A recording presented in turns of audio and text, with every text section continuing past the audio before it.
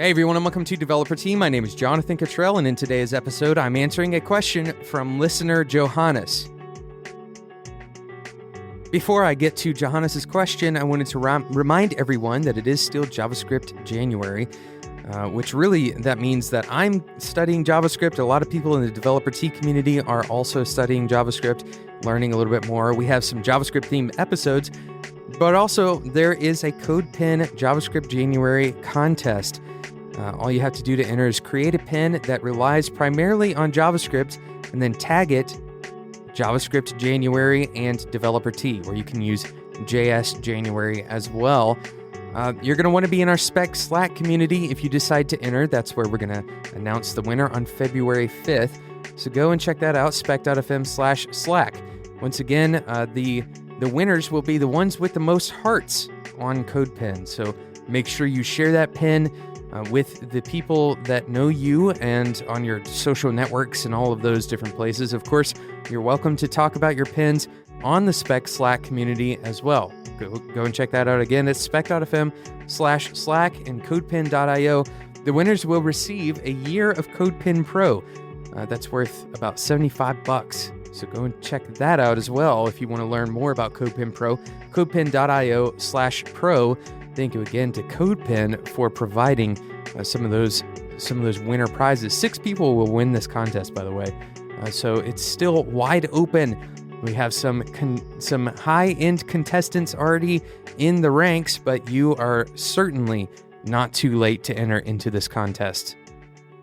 Shifting gears, let's go ahead and jump into Johannes' question. I'm going to try to keep today's episode a little bit short.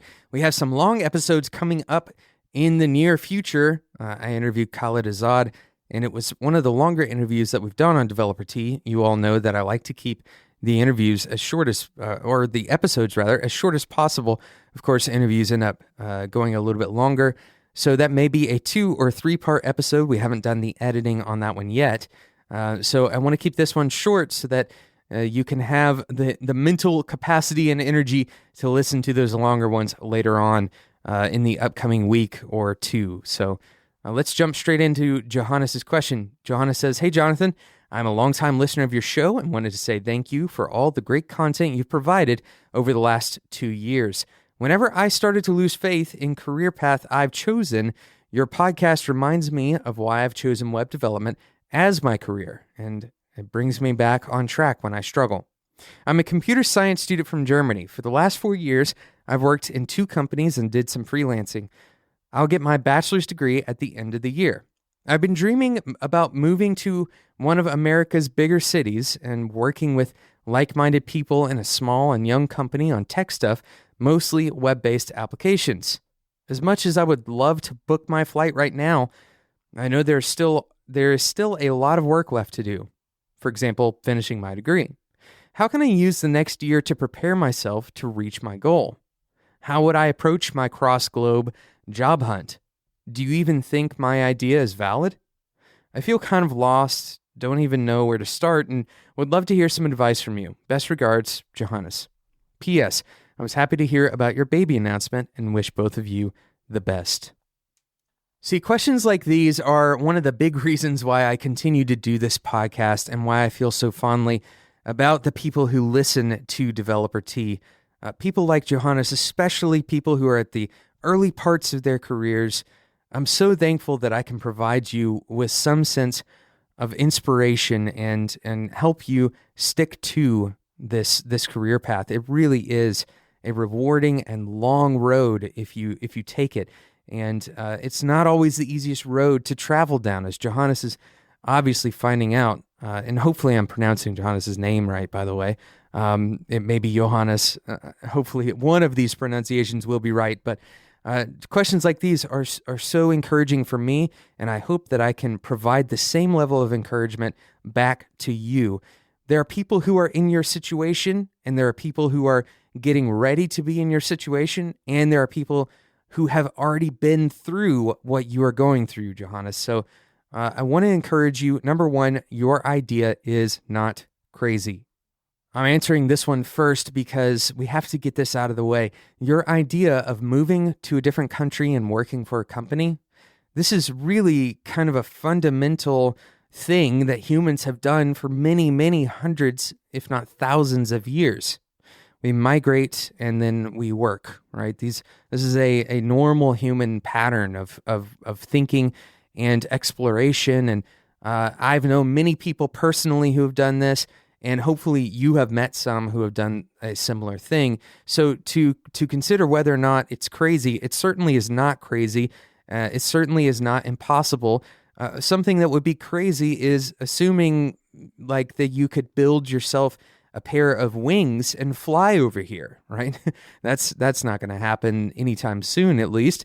But having the idea of coming over to the United States and working in a city like Los Angeles or San Francisco or New York, or there are thousands and millions of people who come to the United States with that exact plan in mind, right? So certainly not a problem or out of reach. Now, does that mean that it will be easy? It will not be easy. And hopefully, everything you approach from here on out, you just go ahead and assume that everything takes hard work, right? That is a very important aspect of what you're going to be going through as you get your degree, you move into the workforce. The world is different than it ever has been, and tech is more important than it ever has been. So there are jobs in this industry, but it doesn't make it easier than it ever has been. So we're going to talk a little bit more about what you could do in the upcoming year or so to prepare yourself for this long road that you have in front of you. But first, I want to take a second and talk about how you can maintain sanity in the face of hard work, and how you can maintain sanity in the face of an extremely busy schedule. Your mental health is more important than maybe even you realize. This is something that is unfortunately largely ignored, or at least a smaller story than it really needs to be. Your brain is perhaps the most important tool you have as a developer. Mental health is one of the things that you should be willing to invest in. And our sponsor today is Headspace. And I don't mean to overblow this idea of mental health, but mental health is important. And it's important that you recognize some of the ways that you can take care of your brain. So meditation is a great way to improve your mental clarity, your focus, your creativity. There are studies that show that it helps people with depression and anxiety. It can help all sorts of things with relation to your health, not just your mental health, but also things such as stress and sleep and balance. Headspace has made meditation perhaps more accessible than it's ever been before with their incredible iPhone and Android applications. It's an app that helps you build a meditation practice, a daily meditation practice. You can start very small. You have clear instructions. It's guided meditation, and it will change the way you see these different topics, these topics of stress and sleep and balance. Headspace, the company, is also growing fast. They have over 10 million downloads worldwide, and they're building a world-class engineering team with offices in San Francisco and LA. If you're interested in joining for a company that's working to improve the health and happiness of the world, you should definitely go and apply. Now, Johannes, this is an exact example of a company that would be willing to hire someone with the right experience, someone with the right balance of characteristics that they're looking for. So there are certainly people who are looking. Once again, tech is hiring, and it's not going to slow down anytime soon. But I want to address some of your questions and talk about them more directly and give you some practical advice. How can you use the next year to prepare yourself to reach your goal? And the other question is, how would I approach my cross-globe job hunt? These are two very good questions. They really have kind of the same answer. Obviously, over the next year, your job hunt begins today. It begins last week. Hopefully, you've already started doing some research into the types of companies that you would like to work at. Of course, if you haven't listened to the Developer Career Roadmap, series on Developer T. I'd recommend going back and listening to those. Some of those things are certainly going to, in fact, all of those things will apply to your situation in one way or another. Some of the things that I recommend in that, obviously, number one is start thinking about where you would like to end up, right? Having a goal in mind is a good idea. Having some of your personal values determined is a good idea. These are ways that you're going to steer your efforts, right? So start thinking about the types of companies that you want to work at. I would recommend that you start early at looking at what citizenship means in the United States. If you are looking to come here for the long term, then it's probably a worthwhile investment to learn a little bit about what the citizenship process is.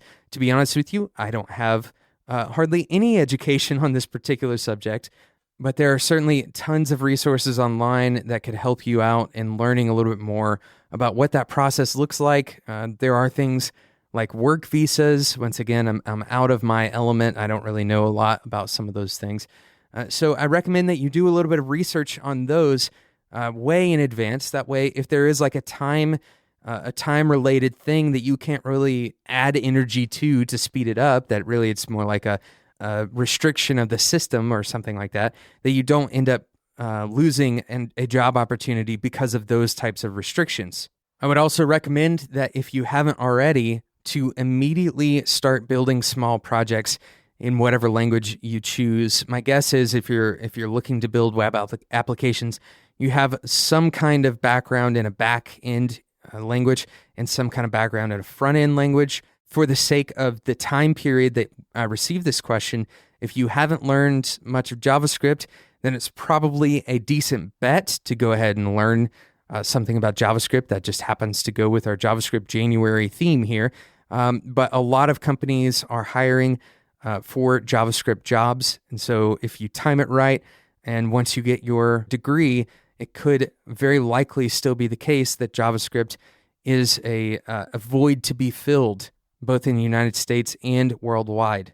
Another thing I would recommend for you to do, Johannes, I would recommend that you seek a short-term or even like a middle term, like a 6-month, maybe a 9-month engagement with a company as some kind of internship style agreement. So if you have the flexibility to do something like this, basically what you're going to do is sign an agreement with a firm in the United States that says that you're going to start working for them, and perhaps you can start remotely first and develop a little bit of a relationship with the firm, start looking for firms and then develop a relationship with a firm from a remote contract perspective, and then do a fixed term internship.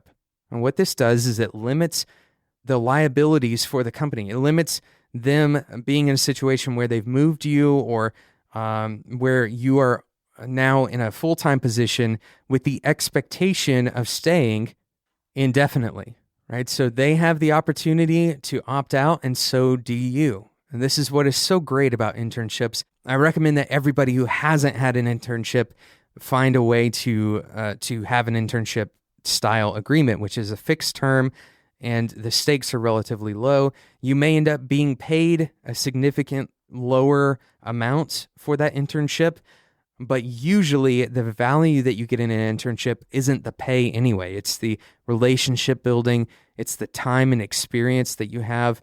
And in this case, it's you getting a chance to move to the United States and start building relationships with people in the United States during that internship. So to me, that seems like the most logical route from where you are to having a job in the United States. It's very likely that you need to take a stair-step approach rather than trying to go all out and get the position you want right out of college.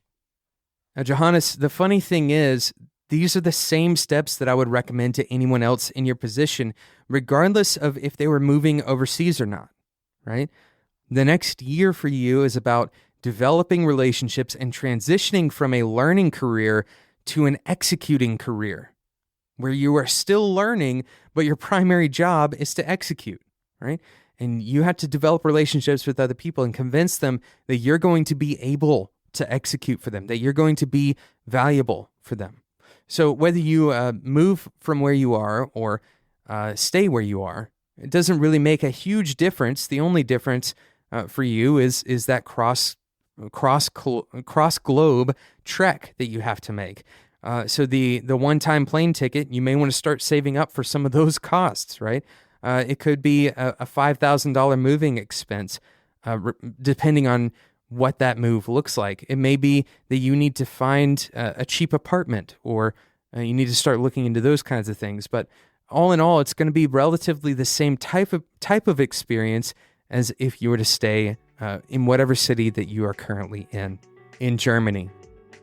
I hope this has been at least inspiring and hopefully also informative.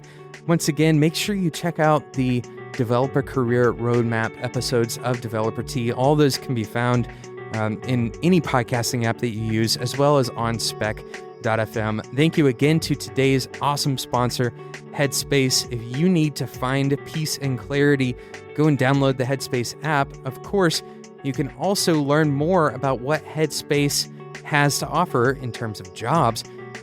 We have a special link, spec.fm/headspace. That'll take you directly to the hiring page, or you can go directly to headspace.com/join-us. Headspace.com/join-us. Those links can be found in the show notes at spec.fm. Thank you so much for listening to today's episode of Developer Tea. Don't forget about the JavaScript January contest. We won't go over those rules again. They've been in a couple of episodes now. I won't keep you any longer. Thank you so much for listening, and until next time, enjoy your tea.